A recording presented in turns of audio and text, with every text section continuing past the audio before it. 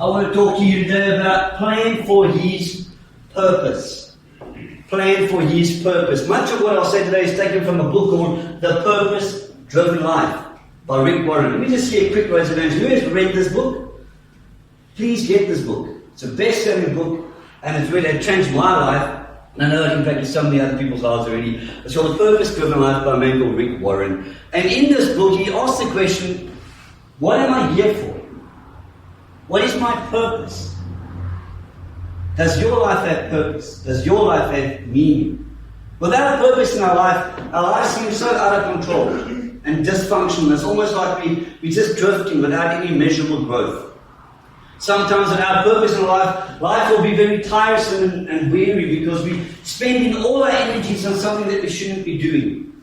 On the other hand, purpose. That drives your life. It gives your life meaning. It gives your life focus and becomes far less complex.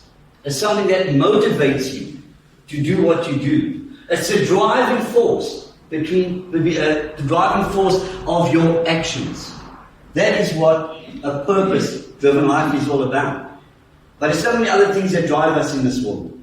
People are driven by guilt and fear that they live in the past and they just can't seem to get over these hang-ups that they've had in the past, that they become prisoners to it. While you may be a product of your past, you don't have to be a prisoner to it. Some people are driven by anger and resentment. They harbor a lot of unforgiveness and grudges in their heart, and they just can't get over the issues of that some people hurt them or betrayed them or rejected them. And anger always hurts. Some people are driven by wealth and materialism. They believe that the more we have, the happier we will be. And sometimes we know that the opposite is just the truth of that. We are driven by many things, but the Bible, through the revelation of God, gives us a much more worthwhile motivation. A God-given, purpose-driven life. So if you have your Bible, let's open up to the book of Philippians. Philippians chapter 3. And we'll read what Paul says regarding purpose. Philippians chapter 3, verses 12 and 14. Paul says this, not that I have already obtained all of this or have already arrived at my goal, but I press on to take hold of that which Christ Jesus took hold of me. Brothers and sisters, I do not consider myself yet to have taken hold of it. But one thing I do. Everybody say, one thing I do. One thing I do. Look at the neighbor next to you and say, one thing. Look at the other guy on the other side and tell him, one thing. This one thing I do, purpose. Forgetting what is behind, straining towards what is ahead, I press on towards the goal to win the prize for which God has called me heavenward in Christ Jesus. I press on towards the goal. I press on towards the goal. One thing I do, forget what's behind me. I push on. So what I want to do out of these verses, out of this passage, I want to put out 4 truths, 4 benefits of why you should today live a purpose-driven life. The first one is this. Knowing your purpose gives meaning to your life. Without God, life has no purpose. Without purpose, there is no meaning. And without meaning, your life has no significance. Wouldn't you want to live a life of significance today? Knowing that whatever you do today can change somebody's life. Whatever you do today can significantly impact this world in such a way that it can never be reversed in a positive way. Gives you meaning. The Apostle Paul, he wrote these words, and there was a time when he had purpose in his life. You know what his purpose was? To kill Christians. That's what he done. He went around. The wave of Christianity was just starting out of Jerusalem. A lot of disciples were becoming, a lot of Jews were becoming Christians, and he went to stop this. And he got letters from people, and he went to imprison Christians, persecute them, and execute them. It was Paul who gave the order for the first Christian to be martyred in the Bible. Does anyone know whose name that was? Stephen. Close, it was with the S. We'll get a half a point for that. Stephen, Acts chapter 7. It was Paul who gave the go-ahead to kill that man. And then a while later, on his way to Damascus, he met Jesus. The resurrected Jesus in his blinding flash of light. And he said to Paul in his Hebrew name, Saul, Saul, why are you persecuting me? And from that moment on, Paul's life was radically transformed. Jesus showed him love and forgiveness. He gave his life meaning. He gave him a new sense of purpose. Now, Paul's life was no more for his own purpose, but his purpose was aligned with God's purpose. He knew that he was playing for his purpose. And Paul went on to become basically the starter of Christianity as we know it. I read a story about this one doctor, Dr. Jason Siegel. He said that he could predict which one of his cancer patients would go into remission by asking them one question. Do you want to live to be 100 years old? Those with a deep sense of purpose answered yes. I see some of you said, no. I want to live to be above 100 because I know that I have a purpose. I know that I don't want to leave this world and I have fulfilled the very last thing that I have to do for God. And it's those people, those patients that said yes, that had a better chance, a more likely chance of survival than the others. Knowing your purpose gives meaning to your life. Let's look at the second one. A purpose-driven life, it says, knowing your purpose simplifies your life. And this is the one we said. Let's read it. Brothers, I can't not myself have apprehended, but this one thing I do, say it again for me. This one thing I do, forgetting those things which are behind this one thing I do. In the Bible, there's many one things. Jesus said to the rich man, this one thing you're lacking. You're going to sell all you have and give it to the poor. It was to Martha. She was very busy in the kitchen, criticizing her sister Mary who was sitting at the feet of Jesus. And Jesus said to her, you're doing many things, but there's only one thing you need to be doing. It was a blind man that Jesus healed. They cried out, there's one thing I know, I was blind, but now I see. Paul says this one thing I do.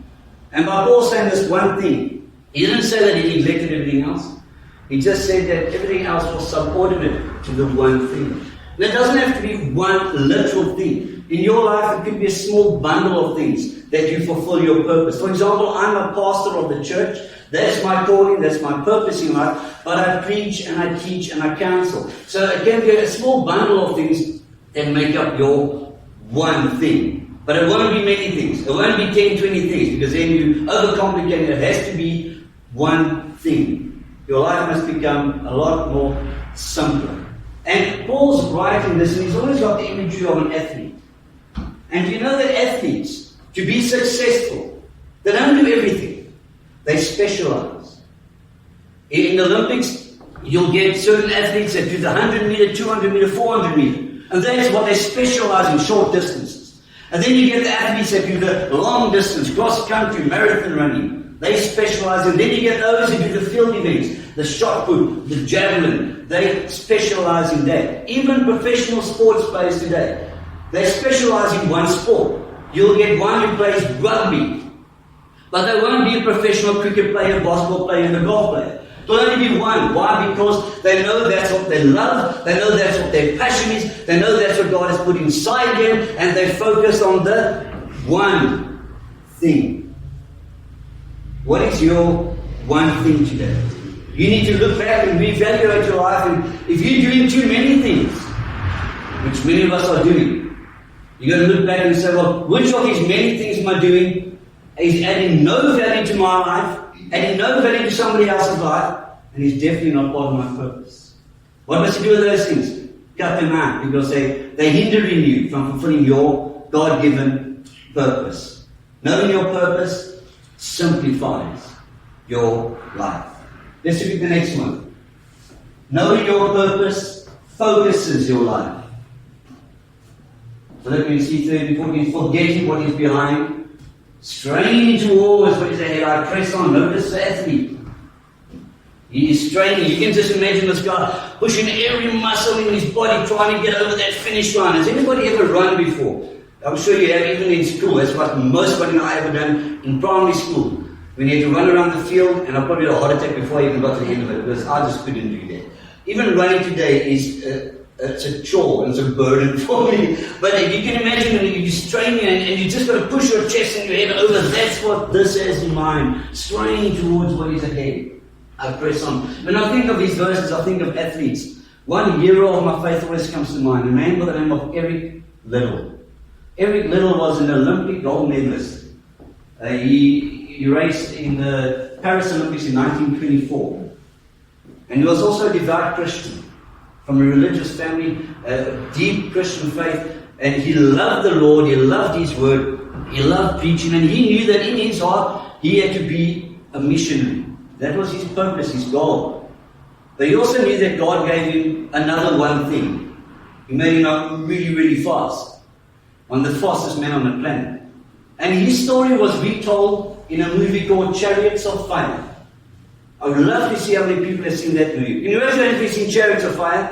And if you haven't, download it or something. Alright, it's one of the movies I actually studied in school. It's called a film study. And it's one of my favorite movies. Just a brilliantly directed and acted movie. And it tells the story of this man called Eric Liddell, a Christian who went to the Olympics and won the gold medal. So what I've got for you today is 2 clips from that movie, Chariots of Fire. And you'll see the first one is about a race, one of his races, just to give you the idea of what it means to be stretching for that goal. And the second one was him talking to his wife about purpose. So let's look at the first one. It's about him in one of his pre-races to the Olympics. Chariots of Fire.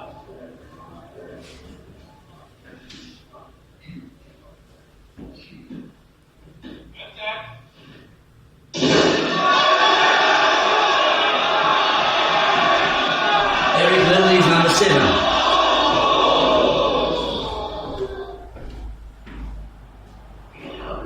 Get up.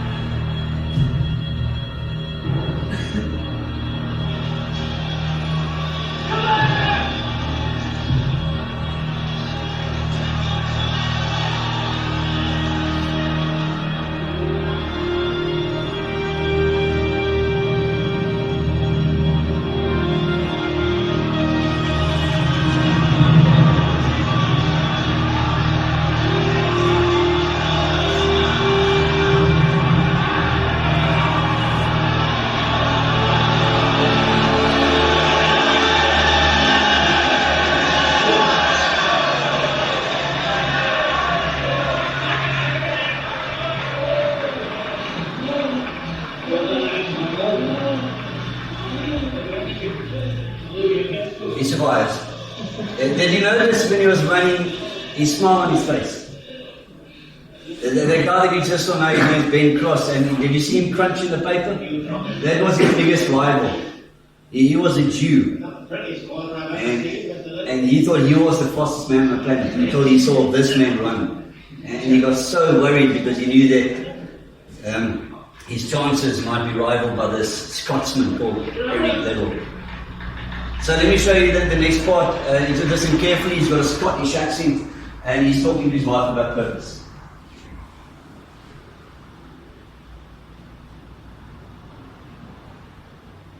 I've decided I'll go back to China. The mission service is accepted. Oh, I'm so pleased. I've got a lot of running to do first. Jenny, you've got to understand. I believe that God made me for a purpose. For China. But He also made me fast. On the run, I feel His pleasure. To give it up would be to hold and content. You will win. It's not just fun. To win is to honor Him. Jane. Jane. Women don't understand it. Eric Liddell, the first part's important because it shows him running, and he had a very unorthodox style of running. His hands used to flutter like paddles out of a boat, and his head used to always be back, kind of looking towards the sky. And did you see that smile? Because when he ran, it gave him pleasure. And then the second part was him talking to his wife. That was in the Scottish Highlands, and he says to her that, he understands God made him for a purpose. For China. He's got that. That's my purpose. I'm going to be a missionary to China. And he did. After the Olympics, he won his gold medals, and he gave up that life, and he went to China to become a missionary, where he actually eventually died in a concentration camp for his faith.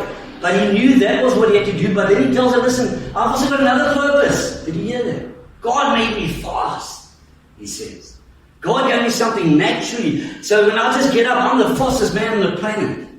And I'm going to use it. He says if I don't use it, I'm holding God in contempt. God says to us, here I've given you a gift. You fast. And it's almost like we say, no, God, it's all right, I don't want to use that. I don't need that in my life.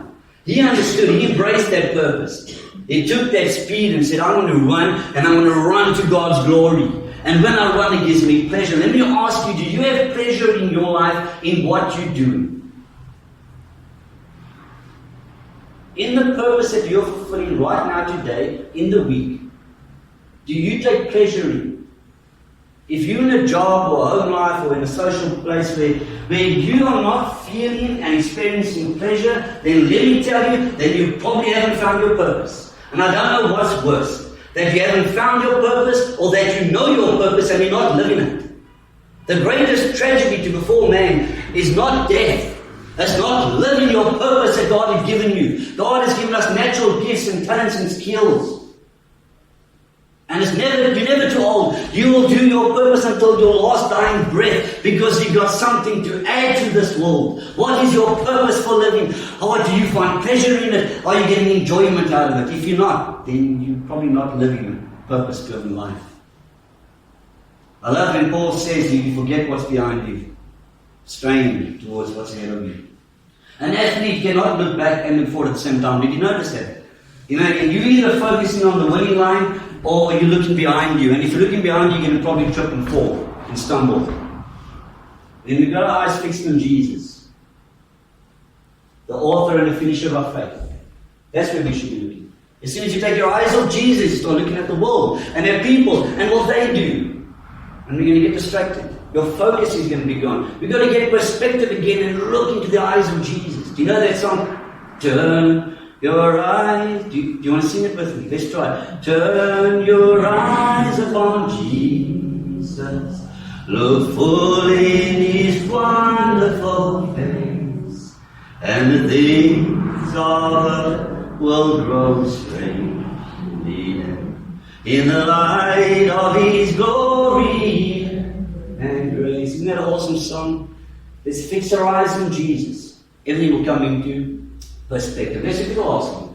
Purpose of life, knowing your purpose prepares you for eternity. Some people invest a lot of time and energy on this world building up their empires, building up a legacy, because we want to be remembered. We don't want to be forgotten. We want street names named after us. You know there's a Butler Street in Untitled? It's not mine, it's not me. It's not my family. Do you know that Untitled was named after a man? This was his name, if you don't know, if you've done any Untitled history. His name was Jacobus Abraham Etenaga. Did you know that? That's a guy that founded Untitled. He was actually a magistrate of the Cape colony at the time, and then they sent him inland, east, and to look for more land that we can build towns on. And he found this beautiful little place by the Swartcross Valley, and they named it in honor of him, Etenaga, or as the English people say, Untitled. What is the name of Untitled today? I don't even, what does it mean? Does anybody know? I'm saying speak it up. No idea.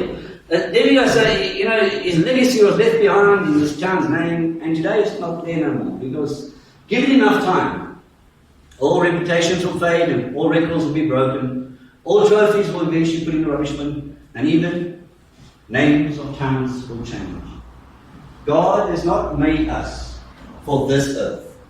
He has not made you to be remembered. He prepared you on this earth to prepare you for eternity, for heaven. We should not be building up our empires on earth. We should be building up God's kingdom in heaven by bringing souls to Jesus so that they might meet us in heaven. That is our goal. That is what we should be doing. I don't know if you've ever heard of a man called James Dobson. He's a wonderful Christian author, president of Focus on the Family, Dr. James Dobson, Christian author. He said this, as a young child, growing up in school, he always wanted to be a tennis champion. And eventually he did. In school he became a tennis champion. And he got a trophy. And he was so proud because that trophy was displayed in the cabinet in the schools. Do you remember? I don't think they still have that, but in schools they have like this cabinet. And they have all the trophies in it and the photos. And he was so proud to have his trophy there. Many years later, somebody mailed him his trophy and said they found it in a rubbish dump when the school was being remodeled. He went on to say that given enough time, all trophies will be trashed by someone. God has not made you for this earth. This is not your home. Our home is a heavenly one. Our citizenship is in heaven. God did not prepare you and made you for this earth. He prepared you for eternity. Another well-known author, C.S. Lewis, he wrote the Chronicles of Narnia, a whole lot of other Christian books. He said, if you aim for heaven, you'll get earthly too. But if you aim for the earth, you'll get neither.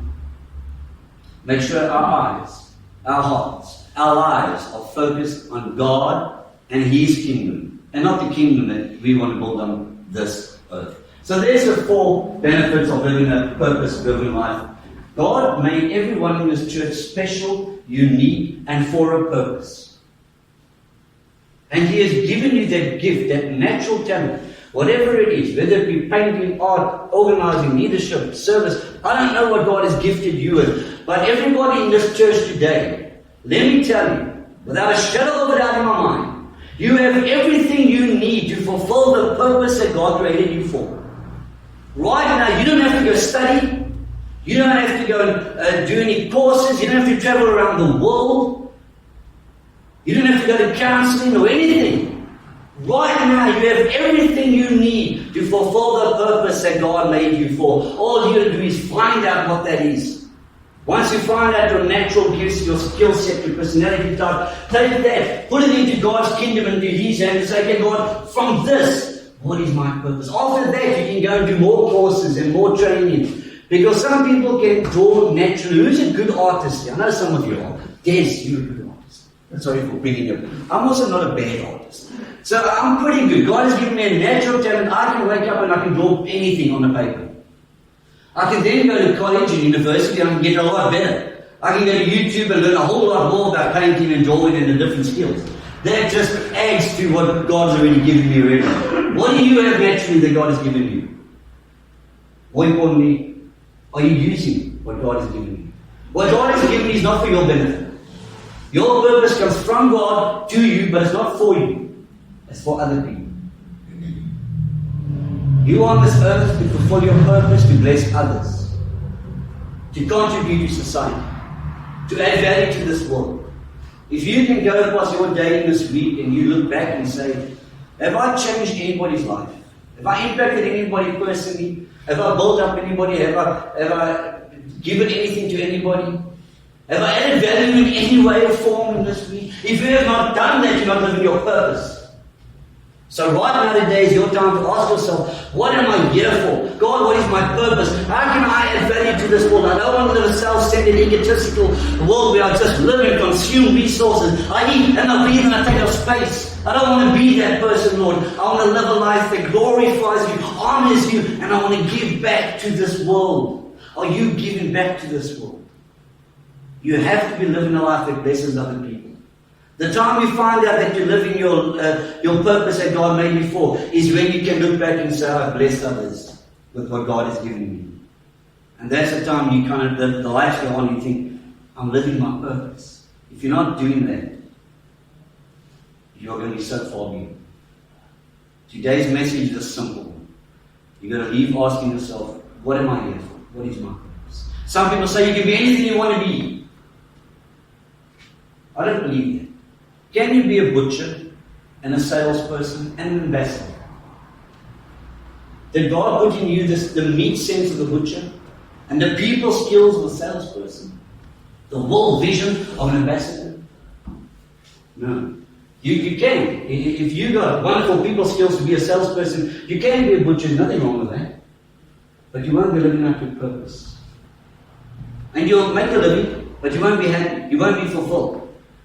But as soon as I take you out of the butcher shop with your people skills and put you in a sales position, a sales job, you'll excel. Why? Because that's who God made you to be. Lots of people are living a life not fulfilling their purpose. Unfulfilled. Unhappy. You've got to look at your life and say, oh, what am I good at? What does God give me? What do I enjoy? What do I take pleasure in? And then readjust your life to fulfill your purpose. God has made you perfect, special, and unique. He's made you for a purpose. May we understand that we were playing for His purpose. Amen. Amen.